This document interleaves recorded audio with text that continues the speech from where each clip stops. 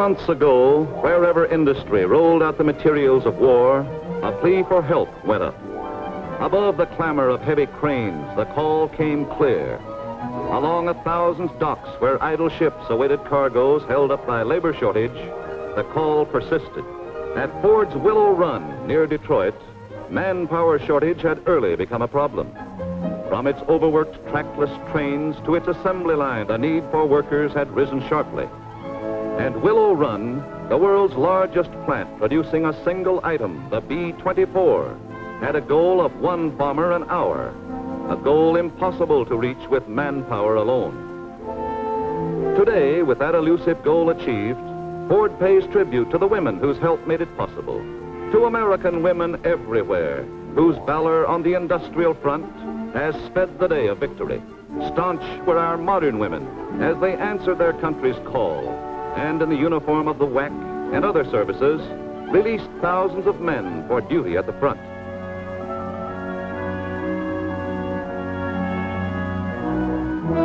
Other uniforms awaited other women, and from the deep blue of the Navy's waves to the pale blue of gas station attendants, they were worn proudly in the service of their country. Some still window shopped, not hearing the first call. Others played golf, idled golden hours away when every moment was precious. Even domestic duties lost their importance.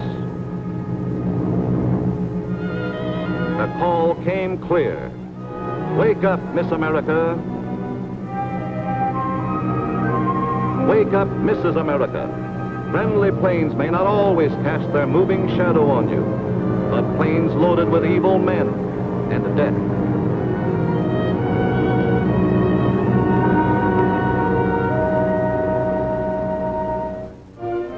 That was the call for help, which was still echoing in the Detroit area when women began to respond, convinced they could do factory work or anything within their strength that men could do for Uncle Sam.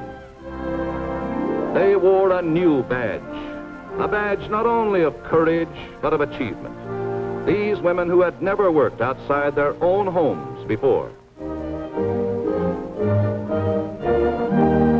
As the demand for men was as limitless as global boundaries, this punch press stalwart was but one of thousands needed at the front. And that's where he is right now, released with others by American women workers.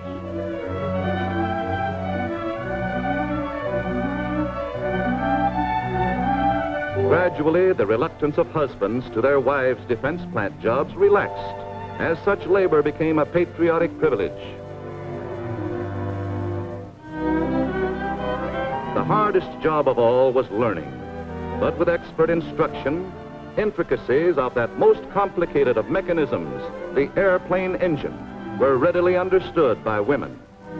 It happened that a woman's delicate touch enabled her even to excel men in certain precision operations. Not peeping toms, but riveters, learning how and where to put the 700,000 rivets that go into a single Liberator bomber. Some were done by hand, as with a conductor's punch. Others were fastened by a bucker, as she is called. They were as fast as men, if not faster, for rivets are but the buttons of a bomber to hold it together against a speed of nearly 350 miles an hour. Hundreds of students came, knowing that although their schools were essential to culture, there would be no culture if our democracy were destroyed. The sound of their riveting was like the sound of gunfire. A finished bomber is the sum of more than 1 million different parts. Willow Run, unique among war plants, made every part. Here, the lady of the clothesline became an expert on hydraulic lines. It's a long jump from beauty operator to crane operator, but when a brother is over there, sister can make that jump and buy plenty of bonds from the man's wage she earns. A jigsaw was no puzzle to a woman who knew her sewing machine. Cutting the plexiglass for a bombardier's enclosure was as easy as cutting Susie's new apron. On a template with steam to make a flawless bubble of the plastic crystal, they shaped it in 6 minutes with a prayer for the boy who would sit in the nose of that plane.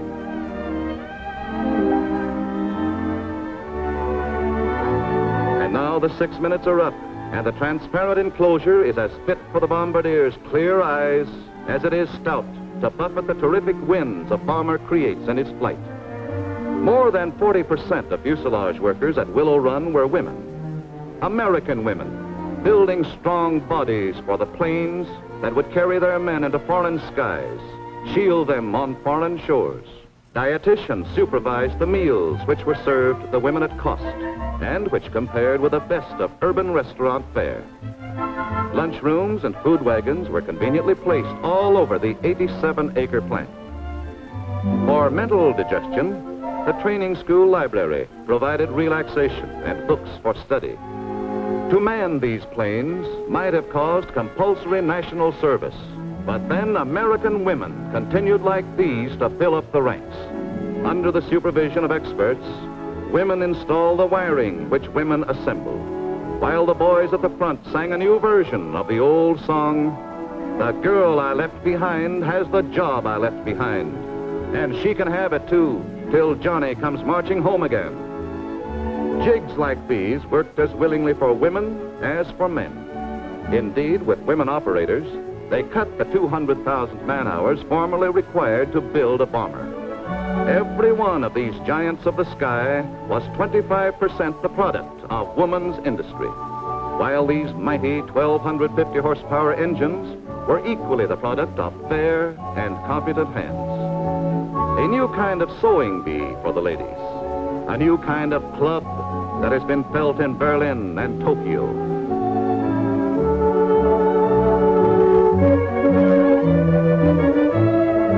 Sections are lowered into position by cranes, for the operation of which women were needed, while below, women's hands guide pendant tons as fearlessly as men could do it. The entire tail section is positioned and so nicely fitted that the finished plane will lift not only its own weight and its crew, but several tons of lethal eggs to drop with deadly accuracy on the foe. Liberators now ready for the final touch and flight to fields of combat. Here they are, ready for the tests and direct delivery to the Army.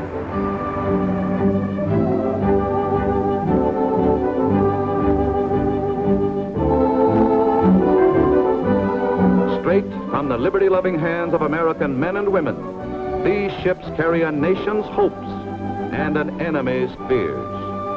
Made in a free nation, they fly in free skies, while from endless assembly lines, ever more and more liberating eagles take to the air, till the global skies are darkened by their mighty wings.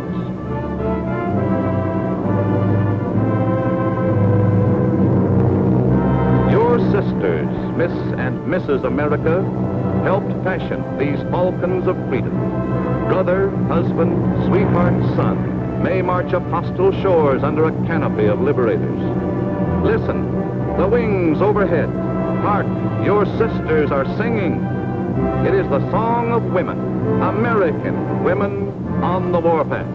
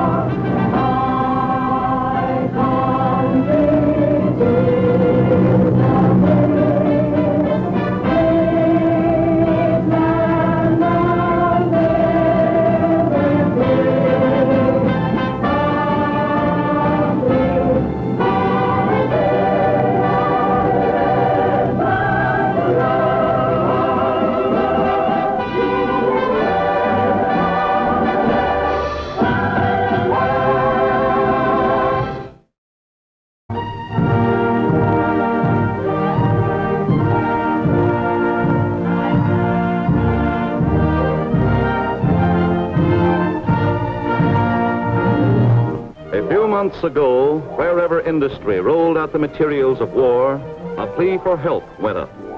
Above the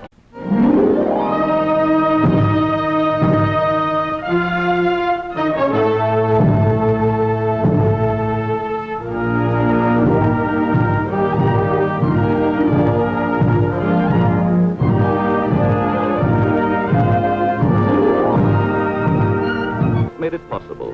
To American women everywhere, whose valor on the industrial front has sped the day of victory. Staunch were our modern women as they answered their country's call, and in the uniform of the WAC and other services, released thousands of men for duty at the front. Clamor of heavy cranes, the call came clear. Along 1,000 docks where idle ships awaited cargoes held up by labor shortage, the call persisted. At Ford's Willow Run near Detroit, manpower shortage had early become a problem. From its overworked trackless trains to its assembly line, the need for workers had risen sharply. And Willow Run, the world's largest plant producing a single item, the B-24, had a goal of 1 bomber an hour, a goal impossible to reach with manpower alone.